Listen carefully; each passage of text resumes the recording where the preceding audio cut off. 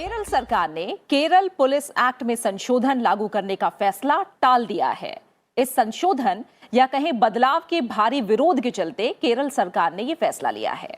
केरल सरकार ने Kerala police act में सेक्शन 118A को जोड़ने के साथ पुलिस को अधिक शक्ति देने का फैसला किया था। इस संशोधन के अनुसार कोई भी व्यक्ति अगर सोशल मीडिया पर किसी व्यक्ति को जानबूझकर डराने और अपमान या बदनाम करने के लिए कोई आपत्तिजनक सामग्री डालता है या प्रसारित करता है तो उसे 5 साल तक की सजा या 10,000 रुपए तक जुर्माना या दोनों हो सकते हैं। केरल के मुख्यमंत्री पिनराई विजयन ने कहा है कि उन्होंने कहा है कि पुलिस एक्ट में बदलाव को लेकर अलग अलग प्रतिक्रियाएं सामने आ रही हैं, इसलिए केरल पुलिस एक्ट में संशोधन को लागू नहीं किया जाएगा। उन्होंने कहा कि एलडीएफ के सहयोगी दलों और लोकतंत्र समर्थक तमाम वर्गों की तरफ से इसे लेकर चिंता जताई जा रही है, इसलिए कानून में बदलाव को लागू नहीं किए जाने का निर्णय लिया गया है। साथ ही उन्होंने कहा कि इस मुद्दे पर विधानसभा में विस्तृत रूप से चर्चा की जाएगी। केरल सरकार ने अपने पक्ष में कहा था कि कोरोना महामारी के समय कुछ लोगों ने सोशल मीडिया पर नफरत भरी पोस्ट की, इसके अलावा अफवाहें भी बढ़ी, साथ ही महिलाओं और बच्चों के खिलाफ साइबर अपराधों में वृद्धि हुई, इजाफा हुआ।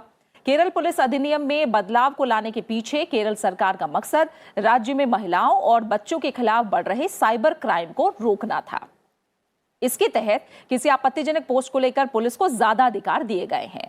वहीं विपक्ष का आरोप था कि केरल सरकार का कानून में बदलाव का ये कदम प्रेस और अभिव्यक्ति की स्वतंत्रता को कमजोर करने वाला है। इसके अलावा सोशल मीडिया पर भी इसे लेकर लोगों ने अपनी नाराजगी जाहिर की और कहा कि केरल सरकार लोकतंत्र की आवाज को दबाने की कोशिश कर रही है। आज की चर्चा में हम केरल पुलिस एक्ट संशोधन और फ्री स्पीच पर विश्लेषण करेंगे और इस चर्चा में हमारे साथ 2 खास मेहमान जुड़े हुए हैं। हमारे साथ हैं सुप्रीम कोर्ट के अधिवक्ता रंजित मरार जी और साथ ही हमारे साथ हैं द ट्रिब्यून के लीगल एडिटर सत्यप्रकाश जी। आप दोनों मेहमानों का बहुत बहुत शुक्रिया इस चर्चा में शामिल होने के लिए। रंजित मरार जी, आपसे शुरुआत करूंगी। मैं चाहूंगी सबसे पहले आप समझाइए कि जो केरल पुलिस एक्ट है वो क्या है और इसमें जो संशोधन लाने की बात हो रही थी वो क्या कहता है। केरला पुलिस एक्ट एक ऐसा नियम है जिसमें पुलिस को जो पावर्स है, पुलिस का जो घटना है, ये सब विस्तृत किया हुआ है और उसमें ये भी है लॉ एंड ऑर्डर का जो जैसे ये करना है, जैसे इसको अप्रोच करना है, उस बारे में भी ज़्यादा एक्सप्लेनेशन दिया हुआ है। इसमें पेनाल्टीज भी है जो लॉ एंड ऑर्डर को अफेक्ट करता है, उसको कैसे पेनाल्टीज देना है, कैसे इसको बुक करना है, कैसे इसका दंडन कैसे देना है, ये भी इसमें किया हुआ है। ये बेलेबल ऑफेंस है कि उसमें कॉग्नाइजेबल ऑफेंसेस है, ये भी उसमें दिया हुआ है। बट जो अभी आया है, अभी जो अमेंडमेंट जो इसमें प्रपोज करके आया है, 2 चीज़ें हैं। पहले वो कोविड के थोड़े दिन पहले एक और अमेंडमेंट इसमें आया था, जैसे कि जो भी ऑफेंसेस इस केरला पुलिस में एक्ट में था वो सब कॉम्पाउंडेबल बना दिया था।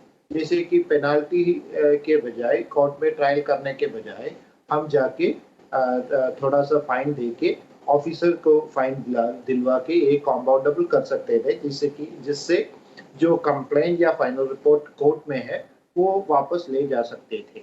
अभी जो आया है, जो नया सेक्शन जो आया है 118A करके एक नया सेक्शन आया है, जिसमें ये किया गया है कि जैसे कि डिफेमेशन कुछ हो या फिर कुछ इंसल्टिंग किया गया हो या फिर कुछ ह्यूमिलिएशन किया गया हो, इसमें से अपने मन को या फिर अपने प्रॉपर्टी को कुछ डैमेज हो सकता है। See I will tell you one instance. एक सोशल मीडिया में एक होटल के बारे में कुछ लिखा है, मतलब इसका इधर का फूड अच्छा नहीं है या फिर उसका अडल्ट्रेटेड फूड दे रहा है करके कुछ किसी लोगों ने लिखा है, ऐसे कुछ लोगों ने लिखा है और उसके बाद में कोई दूसरे लोग आके उधर मारामारी की और उसमें प्रॉपर्टी का भी नुकसान हो सकता है। ऐसे करने पर भी इंस्टिगेशन होने पर या फिर क्लास ऑफ पर्संस को ह्यूमिलिएशन होने पर भी ये ऑफेंस आ सकता है करके एक नया नियम बनाया हुआ है जिसमें 3 साल की सजा हो सकते थे। पहले भी I will tell you one thing, पहले भी ऐसा था, इसमें सेक्शंस है जैसे कि अनॉयंस या फिर हर्ट फीलिंग ऐसा कुछ है, या फिर ईमेल से या फिर सोशल माध्यम से ऐसे भी कुछ करते थे, ऐसे ऑफेंसेस करते थे, तो भी 120 ओ करके एक सेक्शन था पुलिस एक्ट में, जिसमें से आप कॉग्नाइजेबल ऑफेंस था, उसमें 3 साल तक की दंडन हो सकता था, पनिशमेंट हो सकता था।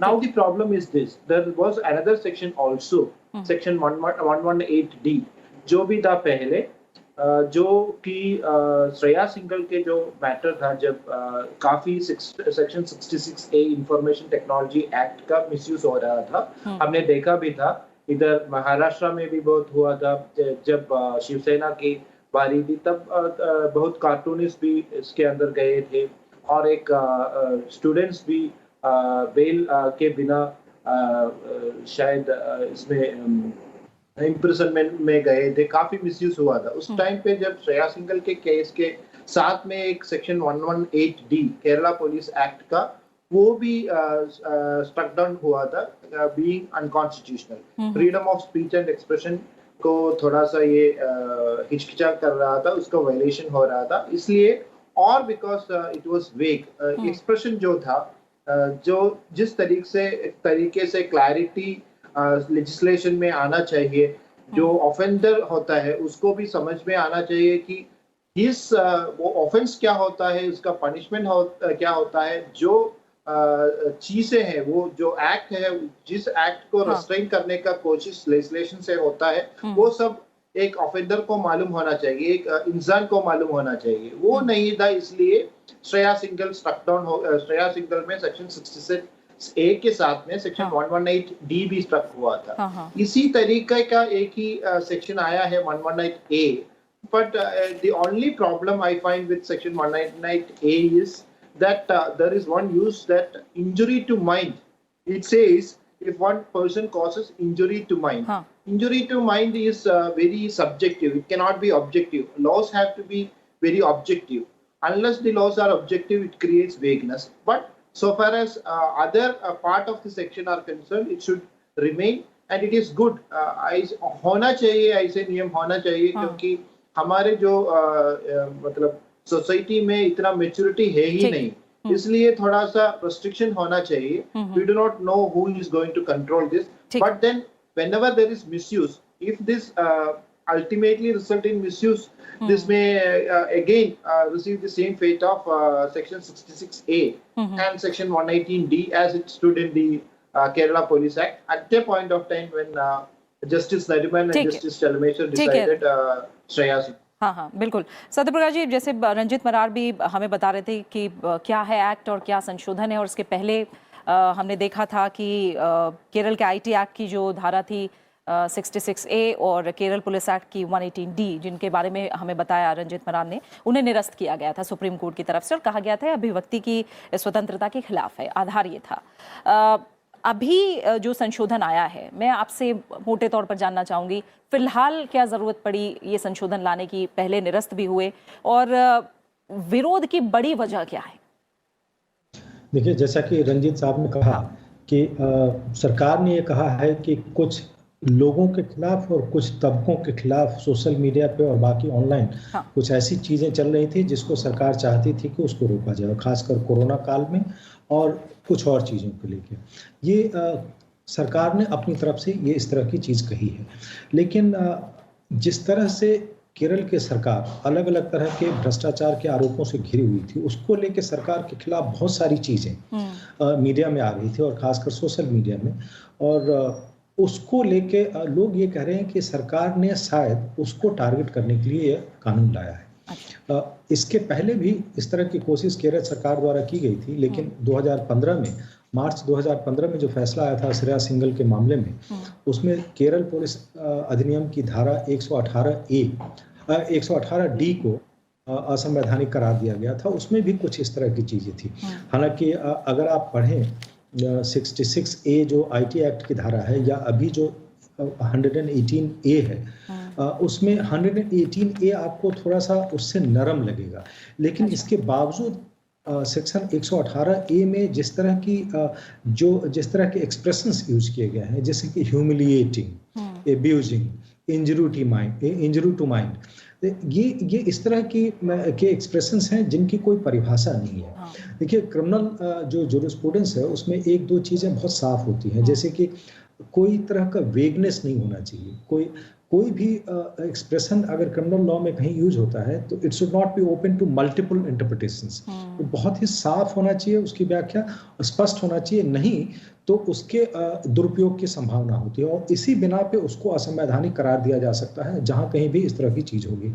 इससे अलग जो आलोचना हो रही है, देखिए कई बार क्या होता है कि कानून जो बना है उसका जो एक तो एक्चुअल इफेक्ट क्या हो सकता है या होगा, एक चीज ये है। दूसरी चीज क्या है जिसको कि हम लोग अक्सर चिलिंग इफेक्ट बोलते हैं कानून का।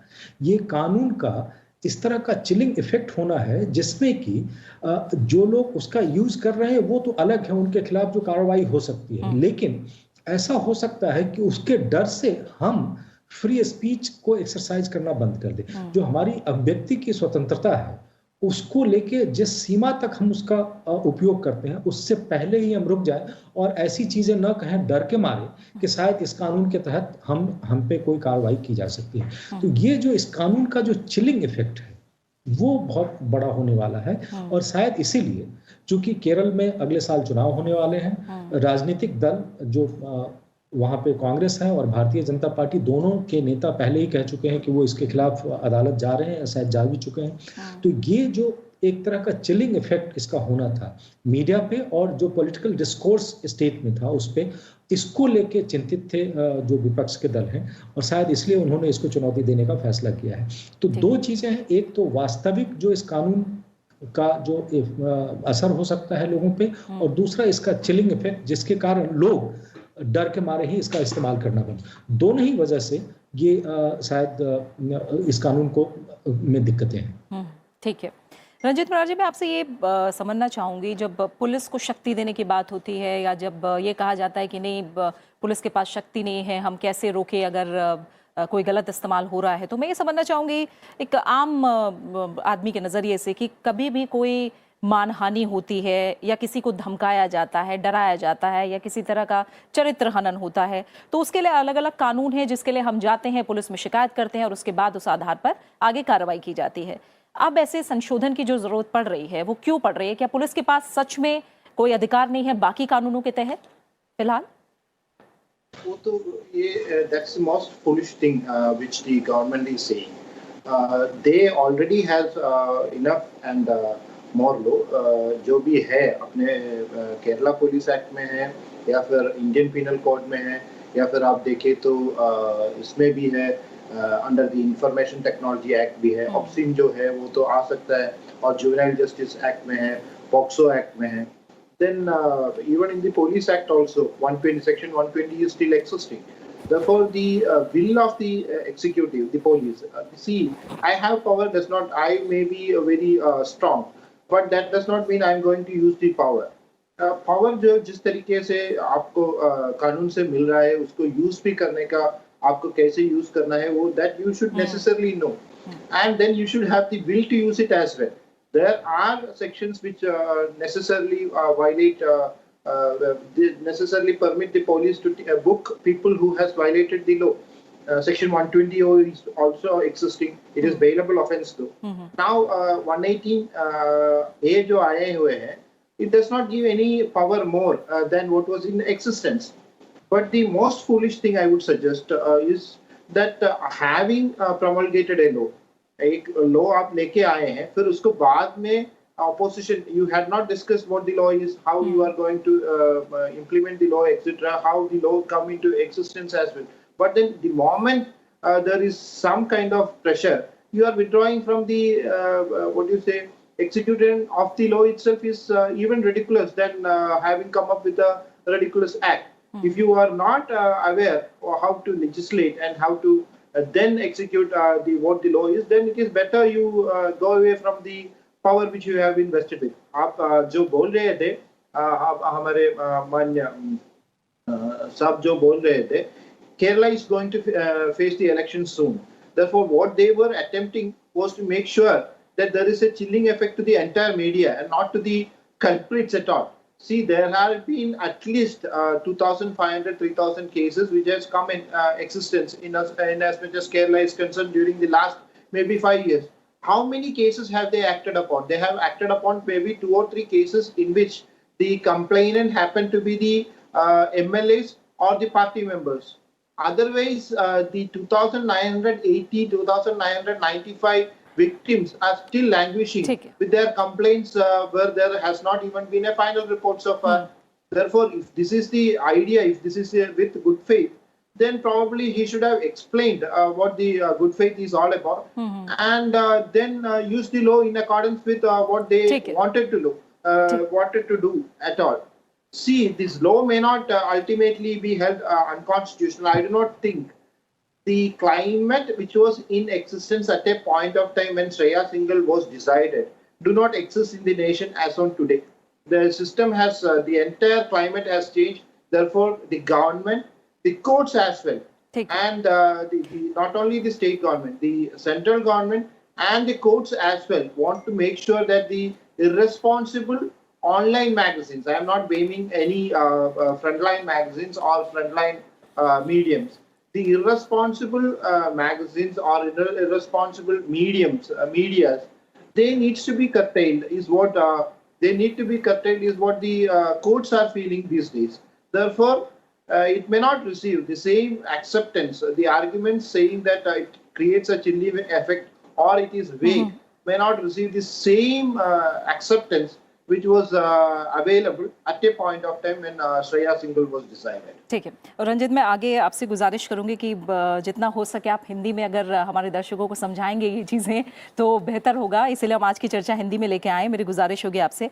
इसके आगे सत्यप्रकाश, मैं आपसे ये समझना चाहूँगी, क्योंकि अभिव्यक्ति की स्वतंत्रता की, उसकी आज़ादी की बात होती है तो हमें समझना होगा कि आखिर कहाँ पर मेरी जो आज़ादी है वो ख़त्म हो रही है और दूसरे का जो अधिकार है वो शुरू हो रहा है।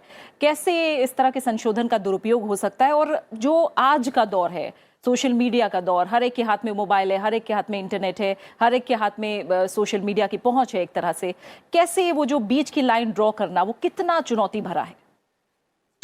देखिए, एक तो यह है कि संविधान में जो अधिकार है हमें मिला है अभिव्यक्ति की आज़ादी का, आर्टिकल 19(1)(a) के तहत है, और ये अधिकार असीमित नहीं है, इसकी सीमाएं हैं। और आर्टिकल 19(2) के तहत राज्य को ये अधिकार है कि वो इस पे लगाम लगा सकता है, और वो किन परिस्थिति, किस आधार पे लगा सकता है, वो 8 ग्राउंड्स उसमें दिए हुए हैं, जिसके आधार पे, जिसमें sovereignty and integrity of India है, सिक्योरिटी ऑफ स्टेट है, friendly relations with other countries है, इसी तरह से मानहानि है, अवमानना, अदालत की अवमानना है, और पब्लिक ऑर्डर है, और इस तरह से decency, morality, incitement to an offence, किसी को किसी अपराध के लिए उकसाना, इस तरह के 8 इस तरह के ग्राउंड्स हैं, जिसके आधार पे राज्य, स्टेट अगर चाहे तो हमारी जो बोलने की आज़ादी है उसको रेस्ट्रिक्ट कर सकता है। लेकिन उसमें ये जो रेस्ट्रिक्शन होगा, ये जो प्रतिबंध लगाए जा सकते हैं, वो रीजनेबल रिस्ट्रिक्शंस होने चाहिए,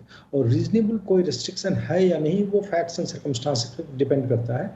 और साथ साथ लेकिन जो आम तौर पे एक चीज़ जो समझने की है वो ये है कि हम ये कहते हैं कि जो रिस्ट्रिक्शन प्रीसपोजेस एग्जिस्टेंस ऑफ राइट, मतलब ये कि जो प्रतिबंध होंगे वो इस तरह के नहीं होने चाहिए कि पूरे तौर पे अधिकार को समाप्त कर दे। और इसको अदालतें किस तरह से जज करती हैं उसमें यह है कि वो डॉक्ट्रिन ऑफ प्रोपोर्शनैलिटी का टेस्ट है एक, और बाकी अलग अलग तरह के, जैसे बुक बैन है या फिल्म बैन है या अलग अलग चीज़ों पे अलग अलग तरह के टेस्ट कोर्ट ने इवॉल्व किए हुए हैं। बट जनरली जो डॉक्ट्रिन ऑफ प्रोपोर्शनैलिटी है उसका टेस्ट भी अप्लाई करते हैं। तो ये तो बात हुई कि जो ग्राउंड्स हैं जिसके तहत स्टेट रिस्ट्रिक्ट कर सकता है, और वो रिस्ट्रिक्शन रीजनेबल होना चाहिए। लेकिन दिक्कत यह है कि एक तरह से जो मीडिया का डेमोक्रेटाइजेशन हुआ है सोशल मीडिया के आने के बाद, ये इसका लोकतांत्रिकरण हो गया है। हर व्यक्ति, वो उसके हाथ में मोबाइल है और वो सोशल मीडिया के माध्यम से अपनी चीज़ें एक साथ मिलियंस ऑफ पीपल के साथ, मतलब लाखों लोगों के साथ शेयर कर सकता है। और ये एक तरह का एम्पावरमेंट भी है। अगर आपके साथ कहीं कोई कोई चीज़ होती है, आप तुरंत एक ट्वीट करके और उसमें 2, 4, 5 लोगों को टैग कर देते हैं, ऐसे लोगों को जो इसको हैंडल कर सकते हैं। वो वहाँ के पुलिस पदाधिकारी हो सकते हैं या राज्य के मुख्यमंत्री हो सकते हैं, तो उस पे तुरंत कार्रवाई भी हो जाती है और ये चीज़ें ठीक भी हो जाती है। तो एक तरह का ये एम्पावरमेंट है और लोकतंत्रीकरण भी है मीडिया का। लेकिन साथ में दिक्कत ये हो रही है कि चूँकि एक साथ आप करोड़ों लोगों के पास ये मोबाइल पहुंच गया है, उनके पास ये सोशल मीडिया प्लेटफॉर्म्स अवेलेबल हैं, बहुत सारे लोग इसका दुरुपयोग करने लगे हैं।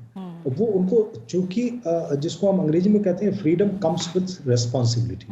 अगर आपको किसी तरह की आज़ादी मिली है तो ये इसका आप जिम्मेदारी के साथ इस्तेमाल करें, ये ज़्यादा अहम है। अगर जिम्मेदारी के साथ इस्तेमाल नहीं करेंगे या उसका दुरुपयोग करेंगे तो एक लाइन है जिसको आप क्रॉस करेंगे, वो लक्ष्मण रेखा, उसके बाद आप दिक्कत में होंगे।